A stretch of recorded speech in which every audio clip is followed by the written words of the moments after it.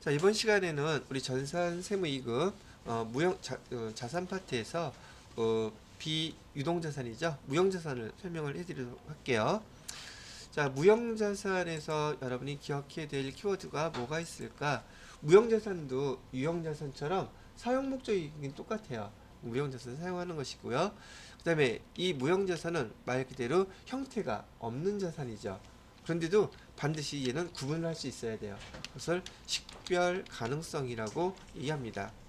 당연히 식별 가능성이 있어야 할 것이고요. 얘도 자산이잖아요. 그러니 기업이 통제하고 있고 그 경제적 효익이 유입될 수 있어야 되겠죠. 미래에. 그건 똑같은 그 내용이고요. 그다음에 아까 또 배웠던 이 금액을 갖다 가격 비용 같은 것들을 신뢰성 있게 측정할 수 있어야 된다는 것도 공통되는 사항이에요. 자, 여기 무형자산에서 유독 많이 쓰이는 용어 중에 하나가 여기에서만 쓰이더라고요. 얘는 뭐다? 비화폐성 자산이라는 것도 기억을 해 놓으시고요. 비화폐성 자산은요, 사실 유형자산도 비화폐성 자산이에요. 그런데 무형자산에서 비화폐성 자산이라는 용어로 설명을 해 놓고요. 시험 문제에서는 비화폐성 자산에서 B자만 싹 없애버려요. 무형자산은 화폐성 자산이다. 맞는 말인가요? 틀린 말인가요? 되게 간단한데 모르면 틀려요. 그죠? 우선 화폐성 자산이 아니라 이런 비화폐성 자산이다. 이렇게 생각을 하시면 되겠어요. 자, 그 다음에 기억해야 될 게 뭐가 있나? 뭐 나머지 것들은 다 앞에서 설명한 것들이라서 뭐 특별하게 설명할 것들은 없어요.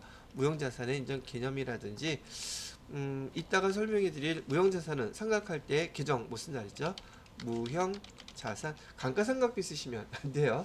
무형자산 상각비라는 계정을 쓰고 또 대변에다가는 회계 처리할 때 만약에 특허권이라 그러면 특허권이라고 직접법으로 상각을 합니다. 근데 유형자산은 어땠어요? 유형자산은 감가상각 누계액이라는 간접법으로 기록했죠. 근데 무형자산은 이렇게 직접법으로 기록한다 정도 이해를 해 놓으시면 될 것 같아요. 됐죠? 자, 일단 요 내용은 우선 교재 보기 전에 제가 정리해 놓은 걸로 한번 쭉 보도록 하고요.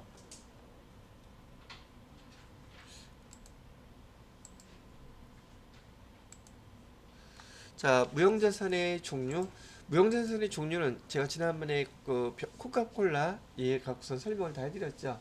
아마 그림만 봐도 이해하실 거라고 보고 얘를 갖다 우리는 다 뭐라고 부른다? 산업재산권이라고 부른다. 영어권도 기억나시죠? 자산에서 부채 빼면 자본 나오죠. 그 재무상태표에 나오는 자본의 금액보다 더 많이 주고 사게 되면 그 차익 있죠. 그걸 영어권이라고 부른다. 자, 개발비는 시험 문제 제일 많이 출제되는 계정 중에 하나이고요. 개발비는 끝에 빚자 들어갔다고 해서 비용이 아니라 얘는 무형자산이라고 얘기해드렸어요. 그리고 주의할 거, 이 개발비를 코스프레하는 많은 계정들, 개발 연구비, 그다음에 또는 연구 개발비 또는 경상 개발비, 많은 용어들이 있는데 얘네들은 몽청 다 뭐다? 얘는 판관비예요. 비용 계정이에요. 개발비가 들어갔어도 뭐만 무형자산이에요? 오로지 개발비 이 하나만 무형자산이고 얘를 코스프레하는 어떤 것도 넘어가면 안 돼요. 그게 다 판관비 비용 계정들입니다. 자, 그 다음에 여기 무형자산에서 해당되는 거 라이센스, 프랜차이즈, 소프트웨어, 임차 권리금 다 얘기해드렸던 것이었었고, 자, 무형자산도 감가상각을 한다 그랬었죠. 근데 그 감가상각 계산하는 방법으로 정해법 사용해도 돼요. 정률법도 사용해도 돼요. 연수학계법, 생산량 비례법 다 사용 가능하다 그랬죠. 합리적으로 생각하는 방법이 맞다면 회사가 선택해서 사용할 수 있는데 대부분의 회사들은 무형자산이 보편적으로 많이 있다 없다. 그래서 생각 방법을 아무것도 선택해 놓지 않았어요. 그럴 때는 무조건 뭐만 해야 된다? 그때는 정액법으로만 감가상각해야 된다는 것도 알고 계셔야 된다는 얘기고요. 그러면 무형자산 생각할 때 예를 들어서 여기 특허권을 1월 1일 날 100만 원 주고 우리가 샀어요. 내용연수는 5년. 잔존가치 없는 것을 원칙으로 합니다. 무형자산은 뭐라고요? 무형자산은요, 잔존 가치가 없는 것이 원칙이에요. 원칙.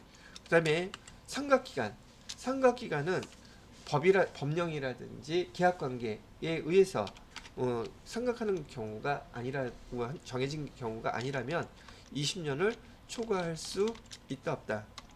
없다. 20년이에요. 자, 그래서 특허권을 100만 원 주고 사왔고 내용연수는 5년, 잔존가치는 없다. 그럼 1년 지났어요. 그럼 무형자산 상각비라고 우리 분개해줘야겠죠. 기말정리상으로 무형자산 상각비 20만 원 기록해 주시고요. 대변에는 뭐라고 써요? 특허권 20만 원 이렇게 쓰시면 돼요. 직접법을 한다 그랬죠. 상각을. 자, 그리고 무형자산 특징 뭐라 그랬어요? 이렇게 직접법으로 상각을 하다 보니 1년 지났을 때 처음 특허권은 얼마였는데 100만 원이었는데 1년 지나서 특허권 20만 원 빼줬으니 특허권 잔액은 얼마가 남았어요? 80만 원 남겠죠. 그러면 그 다음에 상각할 때 내용연수 몇 년으로 나눠줘야 돼요? 연두 1년씩 줄여서 똑같이 4년으로 나누어 주셔야지 직접법으로 정액법으로 상각하는 금액 20만 원 이렇게 나오겠죠. 그럼 그 다음에는 잔액이 얼마나 남았겠어요? 60만 원 남았겠죠. 그러면 상각할 때 몇 년으로 나눠 주셔야겠어요? 또 1년 줄여서 3년으로. 그래야지 20만 원 똑같이 이렇게 나오겠죠. 자, 요거 정도만 알아두시면 기본적으로 무형자산에서 여러분들한테 설명해야 될 내용들은 다 중요한 것들은 설명이 끝났어요. 그리고 세무 2급에서 구분해야 될 게 좀 있기 때문에 교재 보면서 그거 마무리 해드리도록 할게요.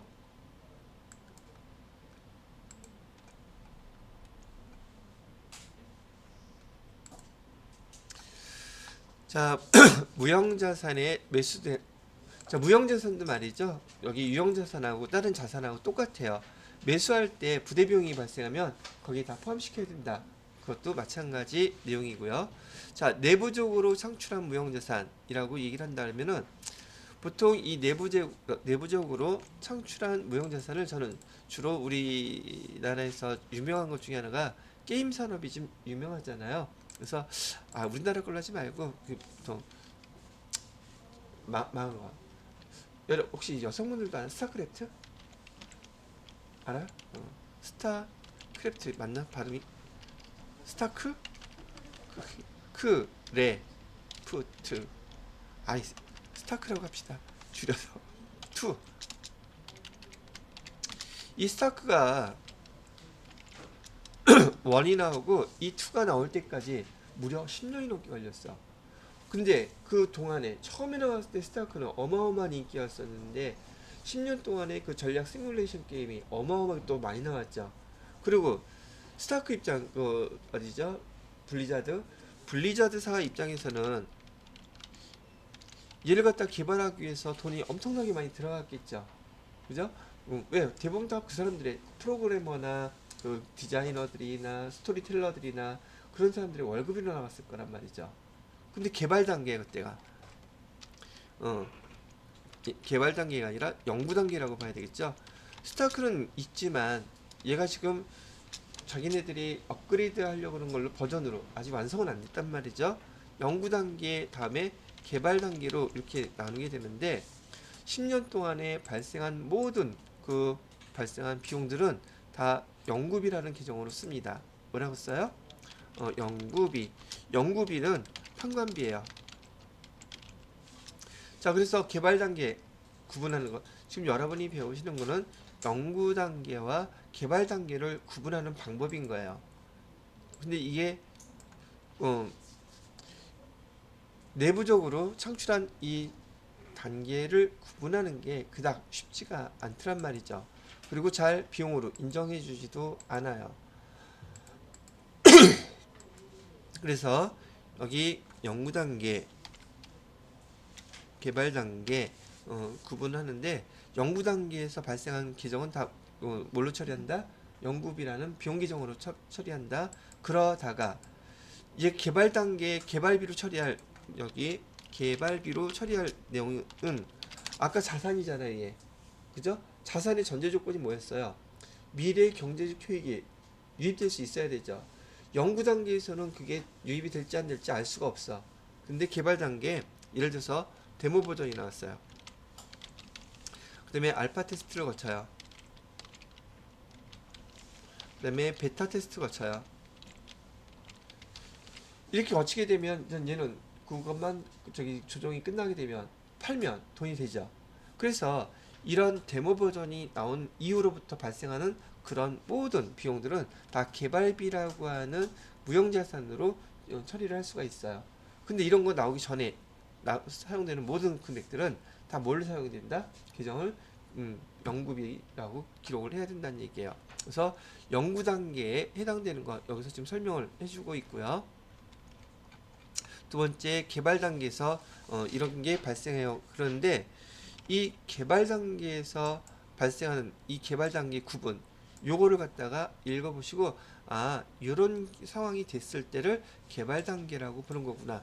시험 문제에서는 어떻게 내느냐 하면, 다음 중 개발비로 처리할 수 있는 경우 어떤 겁니까? 라고 물어봐요. 그럼 이런 내용들을 이해하고 있어야 되죠. 아니, 암기하고 그럴 필요는 없어요. 내용을 쭉 읽어보시게 되면, 아, 제품이 거의 완성 단계에서 쓰는 용어들이 이런 것들이 있구나라고 아실 수가 있을 거란 말이에요. 그래서 개발 단계에 해당되는 게 어떤 것인지, 개발비로 무형자산으로 처리할 수 있는 게 어떤 것인지 요거를 구분하실 수 있어야 된다는 얘기예요. 되겠죠? 자, 그 다음에 무형자산의 종류, 영업권, 계정들 설명이에요. 산업, 재산권, 개발비, 기타 무형자산, 그 다음에 상각은 아까 설명해 드렸고요. 끝났죠? 별거 없어요. 대신에 아까 조금 전에 설명했던 세무 2급에서 간혹 여러분들한테 시험 문제를 내는 개발 단계에서의 구분 내용들을 한 번 정도는 알고 계셔야 될 것 같다는 얘기죠. 자, 그래서 여기 무형자산까지 설명을 마무리해 드렸고요. 다음 시간에는 여기 투자자산, 유가증권과 그 나머지 기타 비유동자산에 대해서 설명을 해 드리도록 하겠습니다.